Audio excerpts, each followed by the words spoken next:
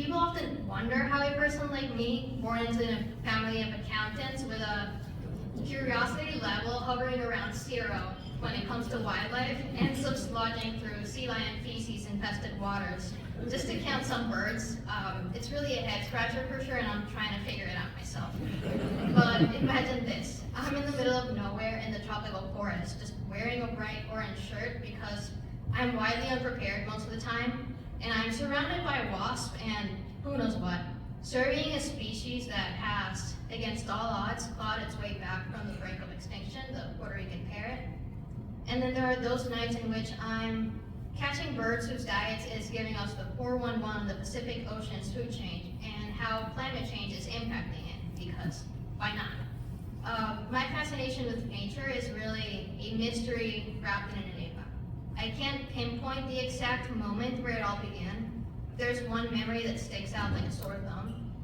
It was when I was 8 years old, and I read that the teeny tiny Puerto Rican frog had made it to the endangered species list back in 2009.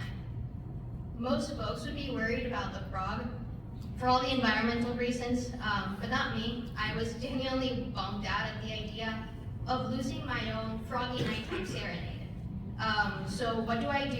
I learn about the plants they like, what they need, and I put those plants behind my window.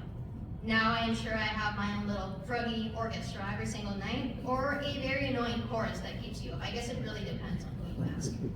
But fast forward about 10 years to UCONN, where I thought I needed an animal science degree to get my hands on some critters. But then I met Dr. Morty Ortega, and like a magician, he dropped some incredible knowledge on me and opened up the doors to the natural resources and behavioral research careers. And my life did a complete 180.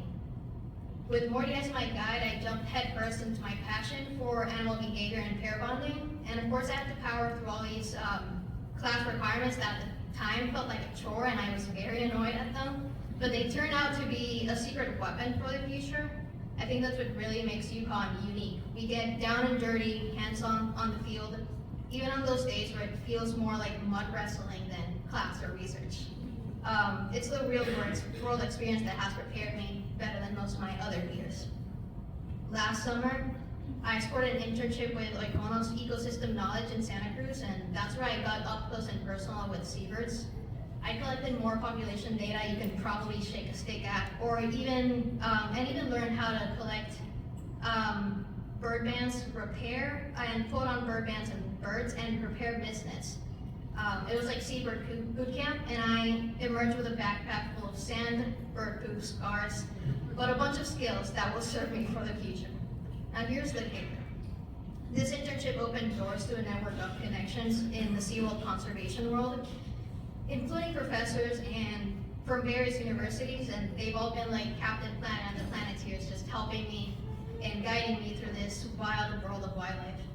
And that's definitely the most important thing I've been able to get out of my opportunities since I switched to natural resources, just endless connections and opportunities.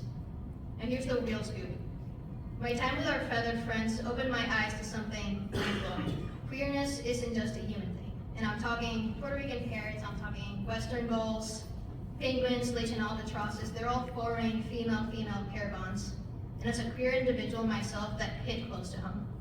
We're missing tons of research in this area that could unlock secrets for a more inclusive future for people and better understanding on how social interactions can impact population growth and impact population recovery efforts. Nature is full of wonders waiting to be discovered, and my ultimate career goal is to uncover the naturally occurring queer bonds and share my findings with the world and the scientific community. I do want to talk money though, because CANR scholarships, they've been my lifeline. College tuition is really expensive, especially for an out-of-state student like myself. And my parents are helping me out. They're absolute troopers for that, but let's be honest, it would have been a financial tightrope without the assistance of scholarships. And as I stand on the precipice of graduation and I'm gearing up for a career in wildlife that promises adventure, gear upgrades, and seasonal gigs galore, that's where the Spignesi Awards kicks in. Ensuring that I can take on opportunities and continue to gain knowledge and resources by allowing me to enroll in courses and certifications regardless of enrollment or travel fees. Thank you so much for your support. It will not go unnoticed. But before I go, I want to thank Dr. Morty publicly. He is almost a hero in this story, and he's not here today, but if he were, he would say that it's no big deal and that this isn't all in a days of work. But Morty has changed many lives, including mine.